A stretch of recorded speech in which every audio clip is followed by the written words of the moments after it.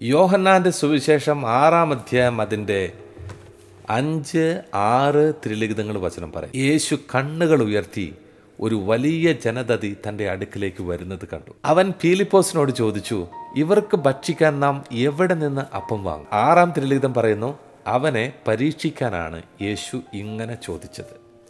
അവനെ പരീക്ഷിക്കാനാണ് യേശു ഇങ്ങനെ ചോദിച്ചത്.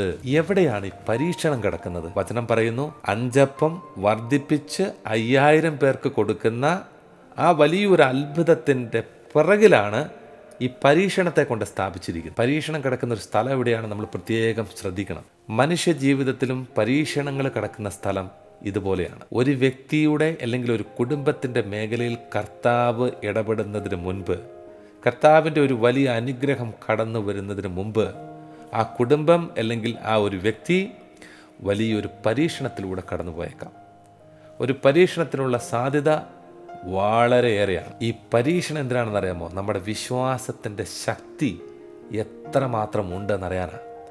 അല്ലെങ്കിൽ പ്രതിസന്ധിയുടെ കാലഘട്ടത്ത് നമ്മൾ കർത്താവിൽ നിന്ന് അകന്നു പോകുമോ, ദൈവത്തിനെതിരായിട്ട് നിലനിൽക്കുമോ എന്നൊന്ന് തിരിച്ചറിയാനും കൂടെ വേണ്ടിയിട്ടാണ് കർത്താവ് ഈ പരീക്ഷണം കൊണ്ട് അത്ഭുതത്തിൻ്റെ പിറകിൽ കൊണ്ട് സ്ഥാപിച്ചിരിക്കുന്നത്. ഒറ്റ കാര്യം ശ്രദ്ധിച്ചാൽ മതി. ഈ വലിയ പ്രതിസന്ധിയുടെ കാലഘട്ടം, പ്രശ്നത്തിൻ്റെ കാലഘട്ടം, കണക്കുകൂട്ടലുകളൊക്കെ തെറ്റിപ്പോകുന്ന ഒരു കാലഘട്ടം, ഈ കാലഘട്ടത്തിൽ നമ്മുടെ വിശ്വാസം നമ്മൾ കളയരുത്. വിശ്വാസം ഒരിക്കലും നശിപ്പിച്ച് കളയരുത്. എങ്ങനെയെങ്കിലും ഈ പരീക്ഷണത്തെ ഒന്ന് അതിജീവിക്കുക, ഇതെങ്ങനെയെങ്കിലും ഒന്ന് പൂർത്തീകരിക്കുക. ഇതൊന്ന് കഴിഞ്ഞോട്ടെ, ഇതൊന്ന് പൂർത്തീകരിക്കപ്പെടട്ടെ. അതിനുശേഷം കർത്താവിൻ്റെ വലിയൊരു അത്ഭുതം കാണാനായിട്ട് നമുക്ക് സാധിക്കും.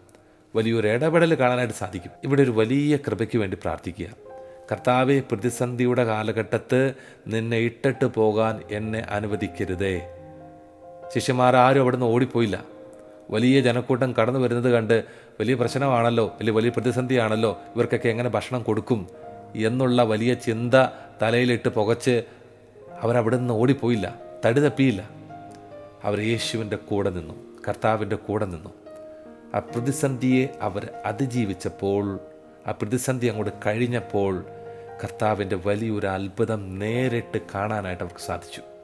അതുകൊണ്ട് പിന്നീട് അവർക്ക് കർത്താവിൻ്റെ കൂടെ വളരെ ശക്തമായ വിശ്വാസത്തിൽ നിലനിൽക്കാനായിട്ട് അവർക്ക് സാധിച്ചു. പ്രിയപ്പെട്ടവരെ, കൂടുതൽ വിശ്വാസ ശക്തിയിൽ നിലനിൽക്കാൻ വേണ്ടി കർത്താവ് അനുവദിക്കുന്ന ഒരു വലിയ തലമാണ് ഒരു പരീക്ഷണവും ഒരു അത്ഭുതവും. അത്ഭുതം ആദ്യം വരില്ല, ആദ്യം പരീക്ഷണമാണ്, അതിനുശേഷമാണ് അത്ഭുതം. ഈ പരീക്ഷണ കാലഘട്ടത്ത് കൃപ സ്വീകരിച്ച് അതിനെ അതിജീവിക്കാനുള്ള ഒരു വലിയ അനുഗ്രഹത്തിനായിട്ട് നമുക്ക് ഇപ്പോൾ കർത്താവിനോട് പ്രാർത്ഥിക്കാം, അനുഗ്രഹം യാചിക്കാം.